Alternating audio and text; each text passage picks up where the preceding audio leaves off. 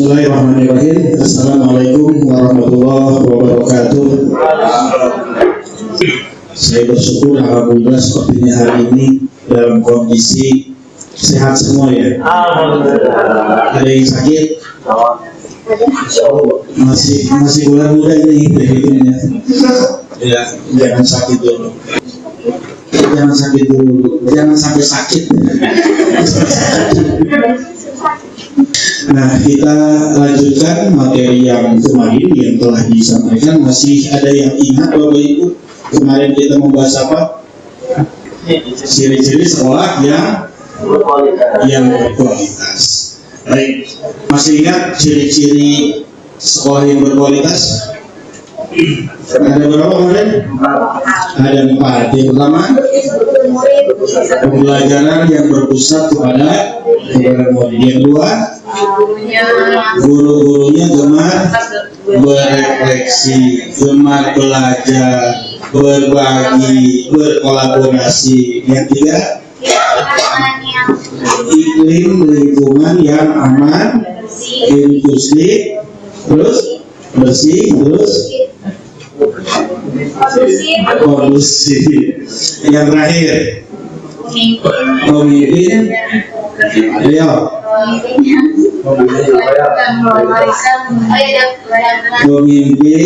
yang memberikan layanan berkelanjutan. Masih ingat dengan salam yes? Masih ingat? Ada yang mau mimpin? 1, 2, 3, 4, 5, 6, 7, 3.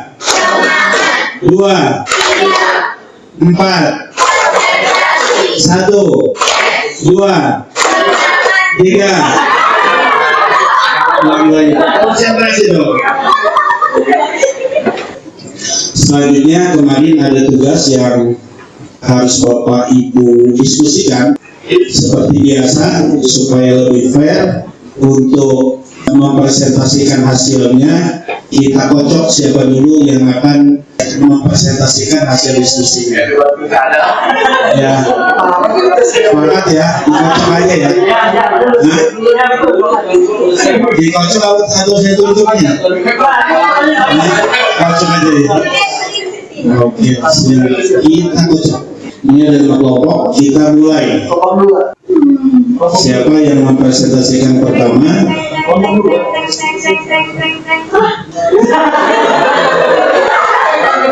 Ya, kelompok 4. Ya,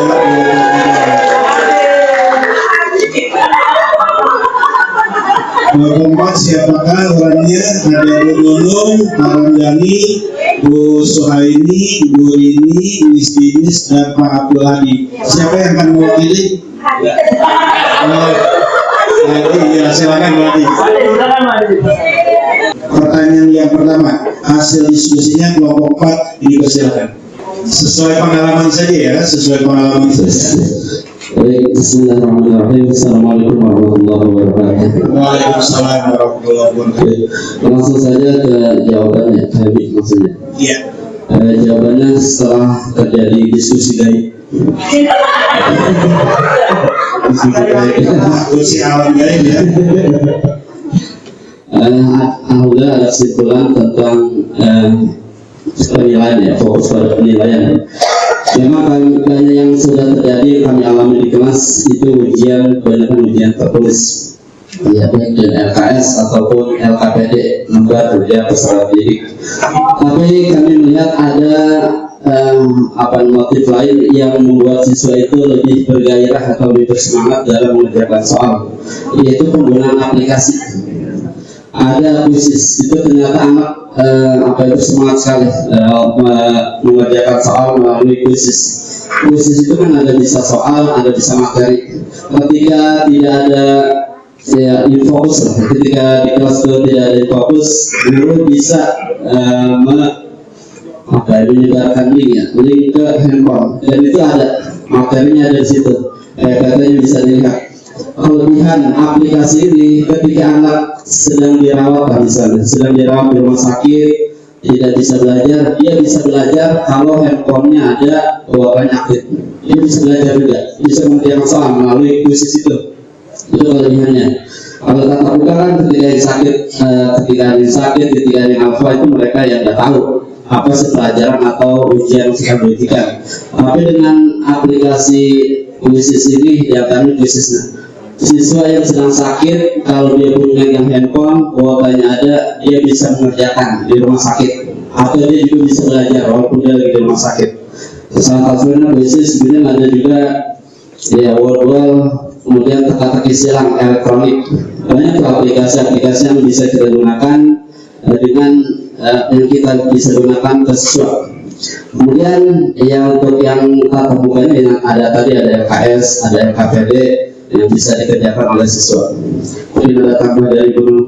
Ya, silakan Bu Nunung. Masih ada waktu 1 menit lagi. Baik, lanjutkan. Tadi sudah dipaparkan sama Pak Hadi. Mungkin setelah ada penilaian-penilaian yang tertulis tadi ya, itu kayaknya kita perlu mengadakan sebuah rapat yang memang rapatnya ini rapat yang benar-benar ada maknanya, artinya bukan cuma sekedar dicatat kemudian tidak dilaksanakan, artinya tujuannya jelas. Setelah itu bukan hanya memberikan sebuah penilaian tertulis saja, tetapi penilaian itu bisa diberikan dalam bentuk contoh. Artinya gini, guru di sini bisa memberikan contoh. Misalnya, setiap hari kita ada kegiatan pagi. Jadi memberikan contoh itu saja, anak-anak juga pasti akan mengikuti. Itu sebuah penilaian. Artinya penilaian apa? Penilaian baik untuk kerohaniannya. Yang selanjutnya ada yang namanya penggolongan yang orientasinya ke siswa. Waktunya 30 detik lagi. Ya, artinya kita lebih berorientasi ke siswa. Apa yang sebetulnya diharapkan oleh siswa? Ini kita titik fokuskan ke situ.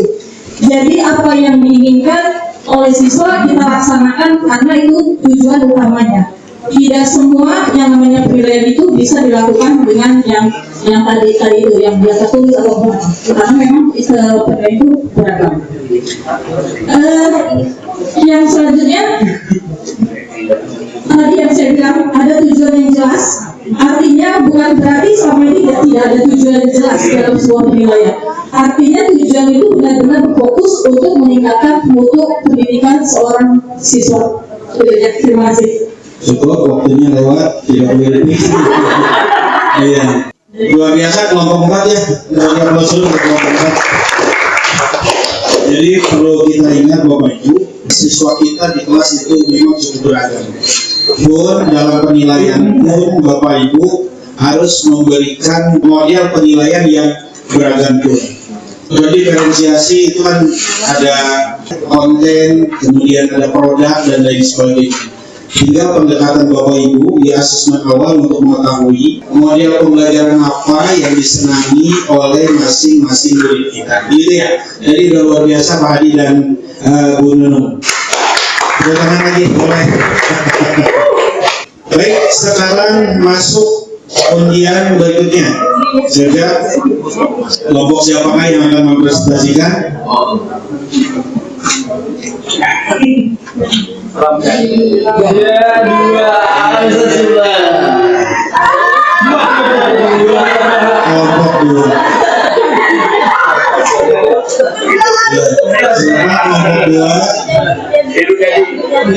Kelompok 2 ada Bu Hikmawati, Ibu Nabi, Muhammad Uwais, Mahadiso, Bagus, Pak Subhan.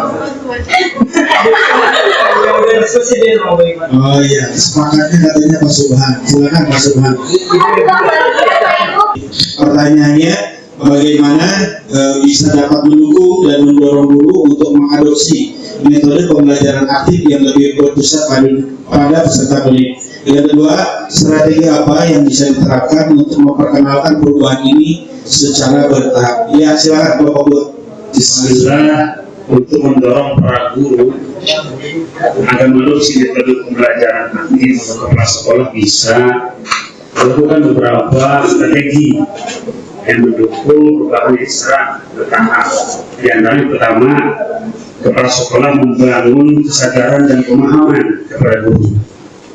Bagaimana caranya kepala sekolah membangun kesadaran itu? Karena selama itu guru nggak sadar. Nggak sadar gila.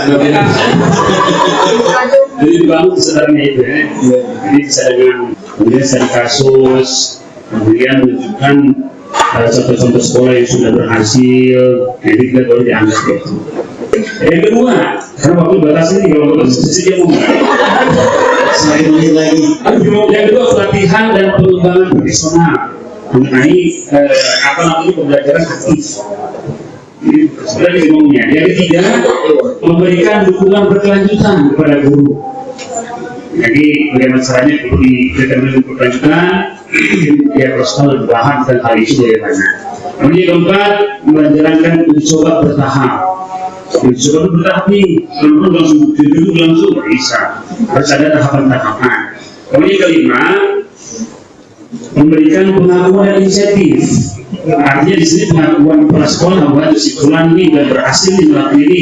Jika ada insentif yang diberikan, apa itu dengan sertifikat atau mungkin dengan hal-hal yang lain atau mungkin dengan urus beasiswa S3 misalkan. Karena udah S2 gitu kan, S1 urus S2 misalkan gitu kan. Jadi itu hal seperti itu jadi sesuatu yang motivasi begitu kan. Kenapa pengen punya guru kualitas? Ya tentunya sekolah kita harus mengeluarkan dana yang tidak sedikit juga tentunya. Ini terakhir, evaluasi dan refleksi tim dan kepala sekolah. Jadi syukur, sudah bermanfaat. Assalamualaikum warahmatullahi wabarakatuh. Waalaikumsalam. Luar biasa pokoknya untuk kelompok 2. Ya, hari ini memang kita baru dikasih S1 gitu. Ya, insya Allah nanti S2, S3 dan seterusnya. Baik, untuk mempersingkat waktu saya, ya karena memang waktu kita terbatas. Kelompok berapa lagi nih selanjutnya? Kita lihat. 1. Jadi 3.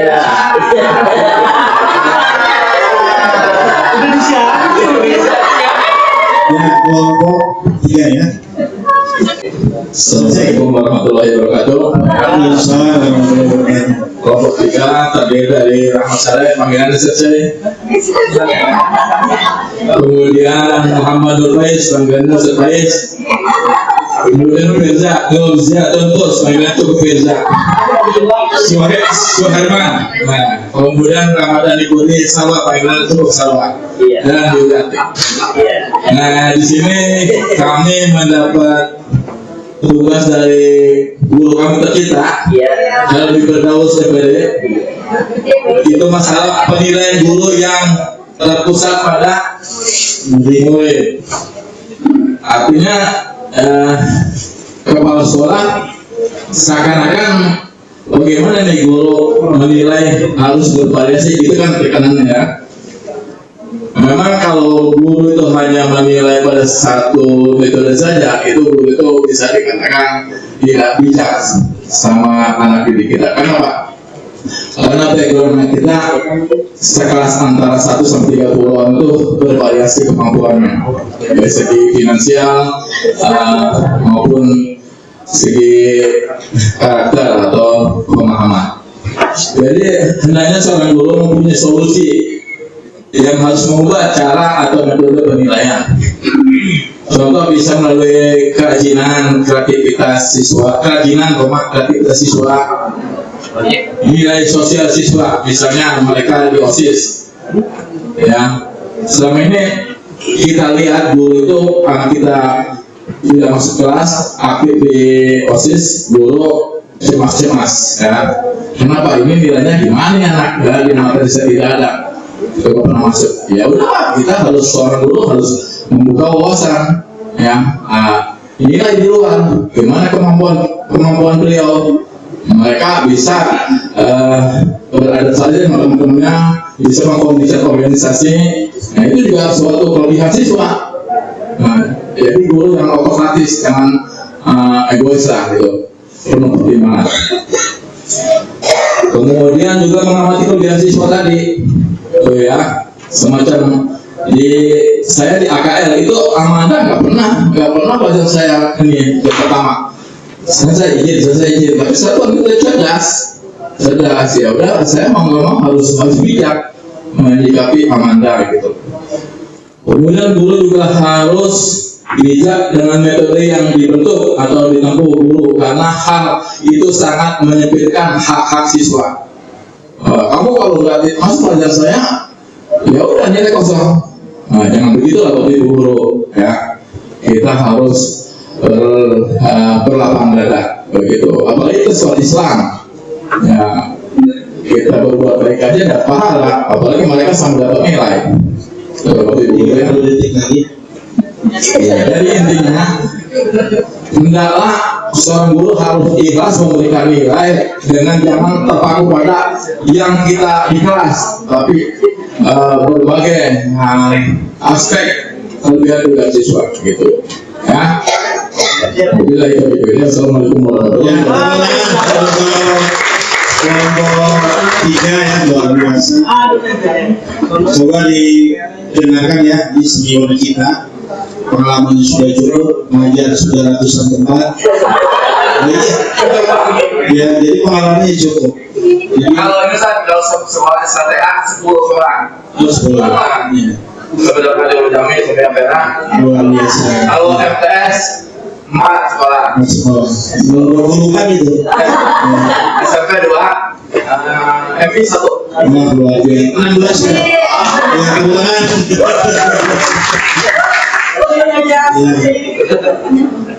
Jadi memang dalam penilaian tentunya kita harus banyak metode. Ya betul, tadi di kelas ada 30 siswa, satu dengan yang lainnya itu pasti berbeda. Jangankan di dalam satu kelas yang banyak, dalam keluarga kecil pun hadiahnya tentunya akan berbeda dengan kakaknya. Nah, cara tempuh penanganan juga harus berbeda juga. Ya, pasti yang paham betul ibu-ibu. Yang mama yang ngurusin anaknya, yang ada di sini punya ada anaknya 12 sudah. Ya, bahwa itu memang berdiferensiasi itu harus benar-benar diterapkan. Ya, tidak bisa kita menyamaratakan anak-anak kita. Baik, selanjutnya tersisa 2 kelompok lagi. Kelompok yang terakhir nggak perlu dikocok ya. Udah nanti kita lihat.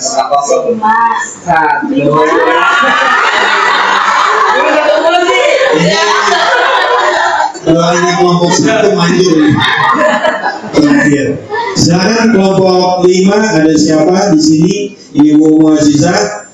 Ini triple double nih.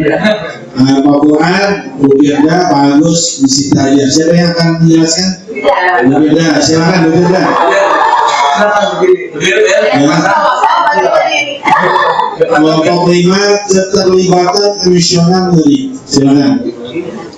Ya, saya mau menjawab pertanyaan pertama, yaitu bagaimana guru dapat menciptakan lingkungan pembelajaran yang mendukung dan inklusif sehingga setiap murid merasa nyaman untuk berpartisipasi. Dalam hal ini, untuk menciptakan lingkungan pembelajaran yang mendukung dan inklusif, menurut saya guru itu perlu memperhatikan beberapa aspek, terutama yaitu menerapkan aturan kelas yang jelas dan tegas. Seperti aturan kelas yang jelas tuh mendengarkan dengan penuh perhatian saat temannya berbicara, kemudian berbicara dengan sopan dan memberikan kesempatan kepada semua siswa untuk berbicara, akan membantu mengurangi ketidaknyamanan. Jika aturan ini ditegakkan secara konsisten, siswa akan merasa lebih aman dan tahu apa yang diharapkan dari mereka. Jadi guru itu menyiapkan lingkungan yang aman dulu. Aman dalam artian siswa itu nggak takut untuk berpendapat, nggak takut untuk ngomong, untuk berbicara, walaupun pendapatnya mungkin berbeda dari teman-teman yang lain atau salah gitu. Guru itu harus menciptakan lingkungan yang aman dulu untuk siswanya, aman dan nyaman. Nah, yang kedua, guru itu menyediakan waktu untuk refleksi dan persiapan. Dalam artian, beberapa siswa mungkin merasa terintimidasi atau terburu-buru dalam diskusi. memberikan waktu untuk berpikir terlebih dahulu atau menyusun ide-ide dalam kelompok kecil dapat membantu mereka merasa lebih siap dan percaya diri. Nah, ini juga memberi mereka kesempatan untuk mengumpulkan pemikiran sebelum berbicara di depan kelompok. Jadi guru itu memberikan waktu dulu untuk mereka berpikir mereka ini akan berpendapat apa gitu. Jadi ada waktu untuk mereka berdiskusi sama kelompoknya masing-masing. Jadi saya untuk pertanyaan yang pertama itu, kalau pertanyaan yang kedua mungkin bisa dilanjut oleh guru. Oh, ya silakan guru. Punya saya. Ya, untuk pertanyaan yang kedua dari studi kasus 5, di sini ada pertanyaan apa yang bisa dilakukan untuk mengatasi masalah ini. Nah, masalahnya adalah seorang siswa menunjukkan tanda-tanda kecemasan dan ketidaknyamanan dalam diskusi kelompok. Nah, menurut kami perlu ada pendampingan lebih dari guru kepada siswa dengan kondisi yang memiliki tanda-tanda kecemasan dan ketidaknyamanan ini. Untuk menumbuhkan rasa percaya diri dia terlebih dahulu, untuk memberikan ruang kepada dia untuk melangkah gitu. Selain itu perlu adanya peninjauan latar belakang siswa. Mungkin bisa jadi secara tidak langsung, bisa secara tidak langsung untuk peninjauannya melalui wali kelas dan orang tua sebelum mengambil langkah. Bisa jadi siswa ini ada kondisi kesehatan tertentu yang menyebabkan dia mengalami tanda-tanda kecemasan dan ketidaknyamanan, atau mungkin kita tahu anxiety disorder, bisa jadi dia seperti itu. Mungkin ada langkah medis yang perlu diambil jika memang kaitannya dengan anxiety disorder atau gangguan kecemasan. Mungkin sekian dari kelompok kami, Pak. Terima kasih. Ya, terus untuk kelompok 5 ya, luar biasa, ini menjadi bahan perhatian kita semua selaku seorang guru yang mengajar setiap hari di kelas. Pastikan supaya anak berkembang lingkungan aman yang inklusif. Selain aman, nyaman. Aman itu keadaan, nyaman itu perasaan.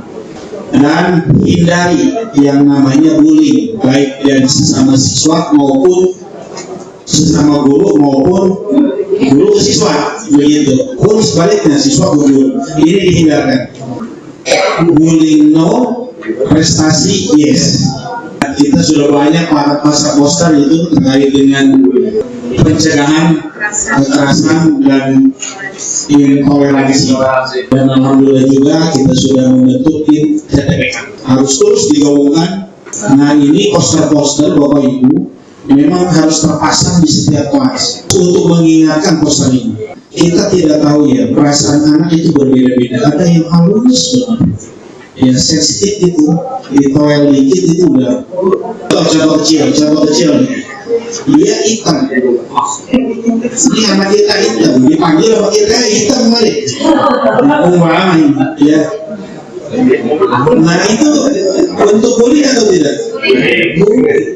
Nah, jangan sekali-kali kita begitu. Ya, luar biasa kelompok 5 ya. Ini pastikan sekolah kita aman, nyaman, dan intoleran itu tidak ada di kita. Hingga sekolah kita menerbitkan siswa-siswa yang berkualitas, dan sekolah pun menjadi sekolah berkualitas. Baik, terakhir kelompok 1. Ini akan Gubernur silakan. Kelompok 1 ini apa ya? Pembelajaran aktif ya, silakan. Bismillahirrahmanirrahim. Kelompok 1 tentang pembelajaran aktif. Di sini ada 2 pertanyaan. Saya akan menjawab pertanyaan pertama. Apa yang bisa dilakukan untuk mengubah pendekatan menjadi lebih berpusat pada murid? Jadi kita sudah diskusi untuk pembelajaran agar berpusat pada murid. Yang pertama, kita bisa membuat kelompok kecil. Sebenarnya ini sudah diterapkan karena saya ngajar kelas dulu ya. Udah ada kelompok diskusi kecil, cuman jumlah muridnya masih banyak. Jadi kalau ada diskusi itu ya masih beberapa orang aja yang bekerja gitu, karena masih terlalu banyak. Jadi belum kelompok kecil. Kemudian pertanyaan terbuka dan sesi tanya jawab. Kadang kan murid kita itu sulit itu untuk bertanya gitu. Dengan itu kita bisa memberikan reward gitu kepada murid. Kemudian yang ketiga, teknik mendorong partisipasi, misalnya guru bisa menggunakan pertanyaan atau studi kasus yang memicu diskusi. Contohnya kalau di pelajaran saya, misalnya membahas makhrajul huruf, tempat keluarnya huruf. Kadang kan kita susah ya mengucapkan makhraj ain. Nah, itu bisa. Ada yang nggak bisa?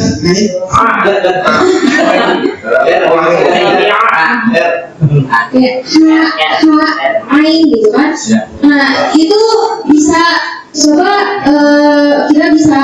Siapa yang bisa? Nah, kemudian kan yang lain kayak pada ikutan nyoba gitu. Kayak coba, ayo coba. Jadi itu bisa memacu murid untuk lebih bersuara gitu, lebih aktif di kelas gitu. Kemudian ada pembelajaran discovery learning. Nah, yang discovery learning bisa dijelaskan oleh Bu Fitri. Tadi mau menambahkan untuk discovery learning. Yang ini udah pernah saya terapkan di pelajaran saya. Pas lagi membahas tentang jenis-jenis pasar, itu kan banyak ya Pak jenisnya. Ada monopoli, monopsoni, oligopoli, segala macam banyak. Jenis-jenis poli lah ya.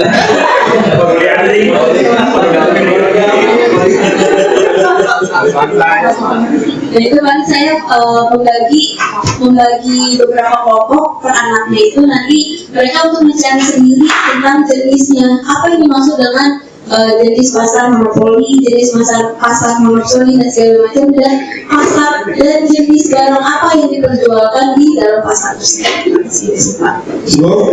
Luar biasa, kelompok satu. Alhamdulillah, ya alhamdulillah. Kita akan keterbatasan waktu ya Bapak Ibu, nanti masih ada materi berikutnya. Bagaimana ciri-ciri sekolah yang memberikan proses pembelajaran yang berkualitas kepada murid? Yang pertama yaitu perencanaan pembelajaran yang efektif. Yang kedua, pembelajaran dan asesmen bermakna. Kemudian yang ketiga, manajemen kelas diterapkan dengan baik. Dan yang terakhir, dukungan sosial emosional diterapkan bagi peserta didik dalam proses pembelajaran.